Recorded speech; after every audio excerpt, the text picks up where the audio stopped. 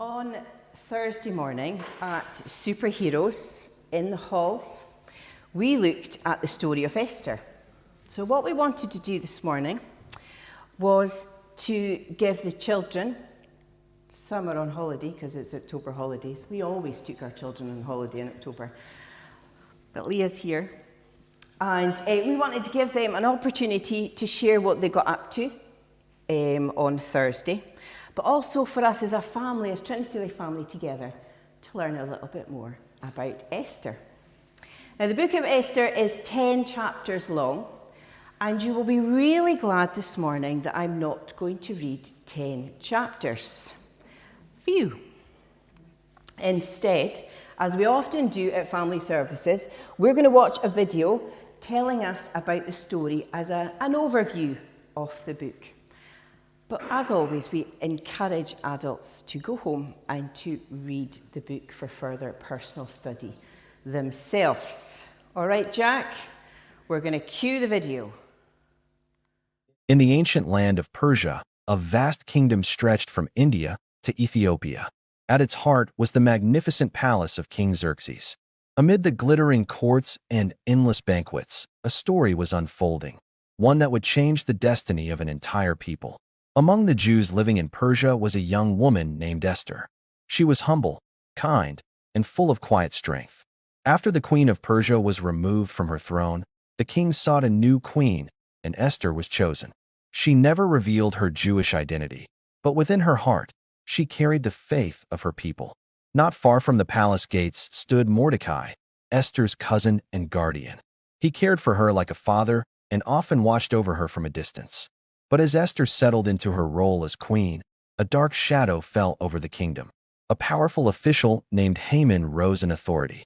Arrogant and cruel, he despised Mordecai because Mordecai refused to bow to him. Out of hatred, Haman devised a plan far more sinister. He sought to destroy all the Jews in the empire. With cunning words, he convinced the king to sign a decree of death. News of the decree spread like fire, and grief covered the Jewish people. Mordecai sent word to Esther, urging her to go before the king and plead for mercy. But approaching the king uninvited was dangerous. Anyone who entered without being called could be put to death. Esther felt the weight of fear pressing down on her. Yet Mordecai's words echoed in her heart. Who knows if you have come to the kingdom for such a time as this? Esther made her decision. She asked her people to fast and pray with her for 3 days. In that sacred silence, she drew strength not from her crown, but from her God. On the 3rd day, Esther dressed in her royal robes and walked into the throne room. The king looked upon her with favor and extended his golden scepter. Esther's life was spared, but she did not rush. With wisdom and patience, she invited the king and Haman to a banquet, then to another. At the second feast, Esther finally revealed her secret. She was a Jew, and her people were marked for death. She bravely exposed Haman as the enemy who had plotted it all. The king, furious at the betrayal, ordered Haman's downfall. In a stunning reversal, the people who were destined for destruction were delivered. A new decree was issued, and the Jews were saved. Because of Esther's courage, her people were preserved, and a festival of joy, known as Purim, was established to celebrate God's deliverance for generations to come. Esther's story is more than history. It is a reminder of courage born in the face of fear, of faith that shines in the darkest hour, and of a God who works behind the scenes to bring deliverance. For Esther was chosen for such a time as this, and through her, hope and life triumphed. So that's a quick overview of the book of Esther. Now, come in. You gonna come? Good girl. Will I ask some of the older ones to come and stand with you, or are you cool with me? Will I get Caitlin to come too? No? Okay. You're off the hook, girls. Right. Now, would you like to tell everybody, look, they're smiling. They're smiling. Would you like to tell everybody what you got up to on Thursday? Yeah. What did you do? I made a crown and I made a mirror and I made Esther being the queen and I did some sports Did some sports, you did. Yeah, we did some Esther games, didn't we? Yeah. Yeah. And I learned some emotions. You learned about some emotions. We had Safe, Strong and Free with us that week, didn't we? Learning about emotions. And you didn't bring your crown with you today, did you? Was it beautiful and sparkly? Yeah. Yeah. Was that like Queen Esther? Yeah. And the mirror, did you look into the mirror to make sure that you look beautiful? Yeah, that's fabulous. Give her a round of applause. Well done. That was very, very brave. So what we've got in front of you is some bits and pieces that you can do now, Leah. Yeah? And that was very brave, because Esther was very brave as well, wasn't she? So, Esther. Found in the Old Testament between Nehemiah and Job, it is a book that has everything in it that you would need for a best-selling novel. The sort of book that I like to read when I'm on holiday. It has drama. It has romance. It has intrigue, suspense. There are secrets. There are goodies, and there are baddies. Now, bear with me here. There's the good guy and the bad guy. Mordecai, good guy. Well done, Alistair. You were listening on Thursday. Mordecai, good guy. Haman, badman. Badman. He was a bad man, badman. Yeah? We got it? Is my mum rolling her eyes at me? I think she is. Well worth a read if you haven't read it already, and if you have read the book of Esther already, read it again. Now, I spoke on Esther over 6 years ago now, and I deliberately haven't watched it back because I probably would cringe, and also because I believe that there's something fresh for us today, isn't there? There always is fresh manna for us today, because God's word is living, it speaks life to us.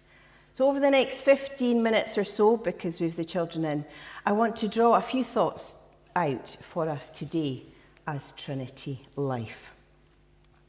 Now, the book of Esther is one of only 2 books in the Bible that are named after a female lead character. The other book is... Both of these books are notable for centering women, highlighting women's key and crucial role in God's plan. Girls, we're important to God. We're important in his plan and in his purpose, and don't let anybody tell you any different. Male and female, God created us, and we are equal in Christ Jesus. Another unique factor about the book of Esther is that it's one of only 2 books in the Bible that does not mention God by name. The other is Song of Songs, Song of Solomon. Yes, they weren't quite as convinced as that one as you were of Ruth. But some people have questioned, why is the book even in the Bible when it doesn't mention God?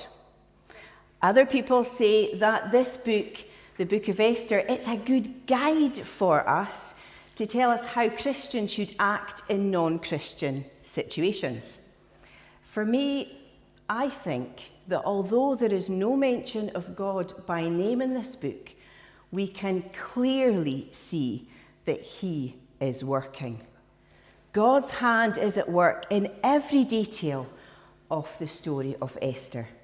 And as we read, we see that God uses the good and flawed actions of people to bring about his plan and his purpose for his people.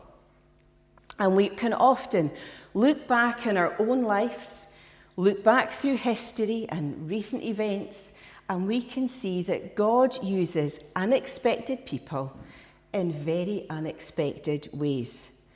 You see, things don't just happen by chance. Even when you think that God is absent, he is not. He is working all things together for good. And that is very evident in the story of Esther. Now, God can use the most unlikely people to bring about the most unlikely circumstances, which brings glory to his name. He is working even when we don't realize it, when we feel completely alone. God is there, and we can trust him even in the darkest times.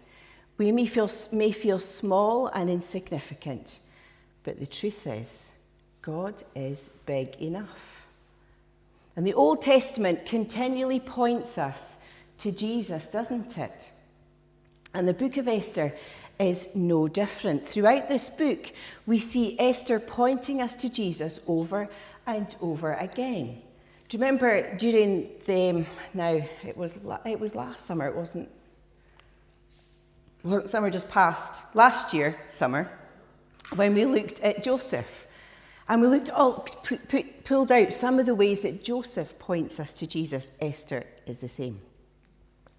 Esther was courageous, and she was positioned by God for a specific purpose, to deliver people from evil. Doesn't this remind you of Jesus? What he did for you and for me. He came for a very specific purpose, to deliver us from the evil one. He took the punishment for humankind, suffering and dying on the cross, often referred to as the Great Exchange. He took the punishment so that we could be forgiven. And the Bible tells us that anyone who calls on the name of the Lord will be saved. Esther stood in the gap for her people, and Jesus stood in the gap for you and for me, to bridging that gap for us, because through Jesus we have access to God the Father. Is that my wee picture that I made up? Yeah. Through Jesus we have access to God. Esther means, and do you know what Esther means? No, Esther means star, a symbol of significance, of light in the darkness. She has been referred to as a light of dawn for her people in their time of need, pointing us once again to Jesus, the light of the world, the light in the darkness. Isn't that amazing? There are other things in this story that point us to Jesus, and that would be a really good personal study for those who are interested in digging a little bit deeper. But as John said as he prayed, Esther 4:14 is that standout verse that is often quoted. For such a time as this, Esther, positioned by God for such a time as this.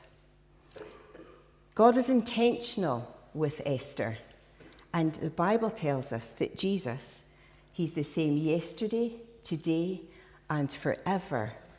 He's intentional too with you and with me, not just with Esther. He has a plan and he has a purpose for you, even if it doesn't feel like it at times. Because I'm sure that Esther didn't understand why she was made queen. I'm sure she would have been thinking, God, what are you doing? Why are you wanting me to be with this man who's horrible and evil, and he could get rid of me at any moment? I'm sure she would not have felt safe in that situation. I certainly wouldn't. But Esther used her position and her influence for the good of others at great personal risk. She trusted in God's faithfulness, even when his presence was not obvious. And perhaps where you are just now, you might be thinking, well, where is God in this situation that I find myself in? Take heart, because the truth is he is right beside you. He has never left you, as his promise is he will never leave you nor forsake you. Now, Mordecai, come on, play the game. Mordecai, Esther's cousin and guardian, had told her about how Haman, Badman, you're getting there, had plans to destroy all the Jews that were living in Persia. Esther told Mordecai, good guy, okay, just helping this to sink in. I mean, there's loads of names in stories. It's hard to remember who's the goodie and who's the baddie and who didn't. So this is designed on purpose to help you. Mordecai, good guy, to pray and to fast. And in this story, we see that prayer and fasting works. Now, many of you may know that I suffered with chronic pain for over 10 years and was on a very high dose of controlled drugs for a long, long time. And I was really humbled when a good friend of mine would regularly fast and visit to pray with me. Prayer works. Fasting works. And sadly, it is often the last thing that we turn to.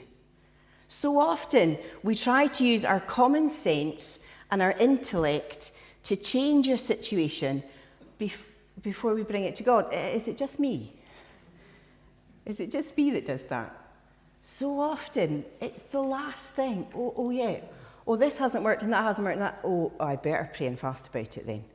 So often, it's the last thing. But for Esther, it was the first thing that she said when she was told.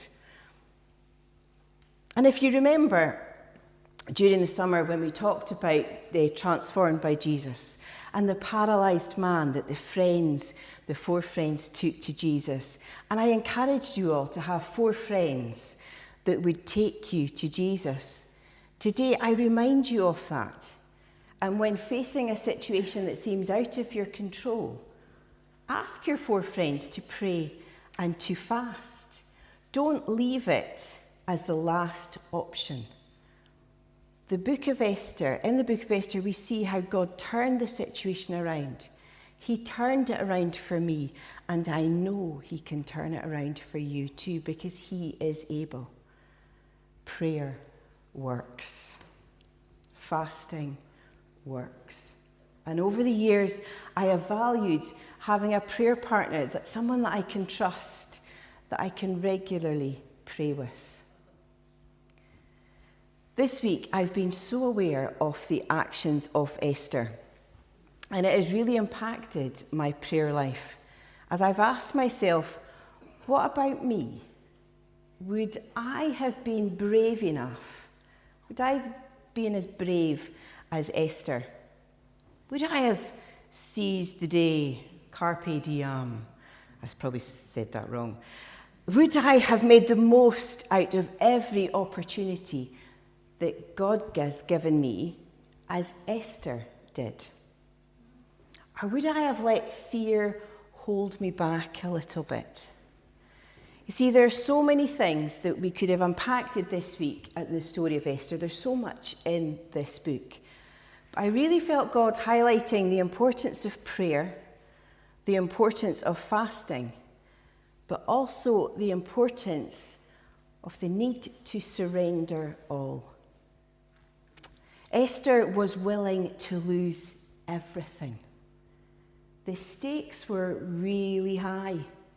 She risked losing the palace, her home, her status, all that she had, in order to identify with her people.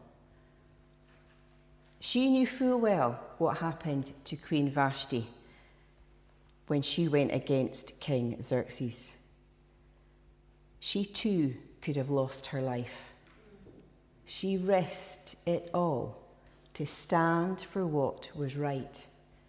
She used all that God had given her to make a difference, risking losing it all. And I asked myself the question, as I ask all of you today. Are we, are you willing to lose everything that we have in order to truly surrender all to Jesus? Esther used all that God had given her. God had given her. So am I willing to lose all that God has given me? Because God's given it to me. And there are easy ways to say, and there's certainly easy ways to say, easy words to say, and certainly easy words to sing. I surrender all to Jesus. But in practice, it's not that simple, is it? Because each time I stand before God with that phrase in mind, whether it's singing or I'm praying it, and each time, and I think, yeah, I've surrendered all. But there's always something that I seem to hold back. And I don't think I'm the only one, because we're all here, and none of us here, this is on tape again, none of us here are perfect, not even me. I have to say, not even my grandmother. And I don't think I'm the only one. And I'll be praying and thinking, Lord, I surrender all. And then there'll be a wee whisper, a wee gentle whisper. God's not like, he doesn't hit me over the stick, with a stick over the head. He doesn't bash me. He's so gentle. He's a gentleman. As he gently whispers in my ear, well, Karen, what about those plans that you've got next year? Have you surrendered them to me? Because they're your plans. You see, it's not just about your finance and your house and your possessions. It could be a work position that you've got. It could be that promotion that you're trying to get. That desire that you've got to climb higher up the ladder. It could be a burden that you're carrying that you need to surrender. It could be a desire that you have that you need to surrender to Jesus. Just double check it's in line with his plan and his purpose. It's not you. It could be a worry that you keep that you've not surrendered over to Jesus. It could be your time, your skills, most importantly, your life.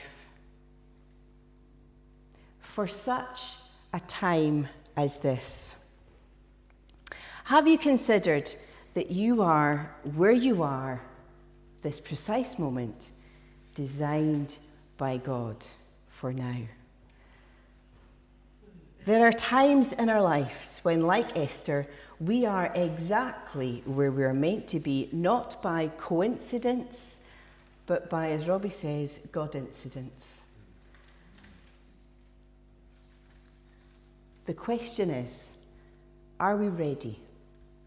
Are we ready to step forward, to be faithful to the call, to surrender all, to risk all, for God's plan and for God's purpose? Are we willing to step out in faith, whatever the cost, for such a time as this? Do we remember to pray first? Do we remember to pray and fast? Do we remember to ask others for support in prayer? Do we need to surrender all to Jesus?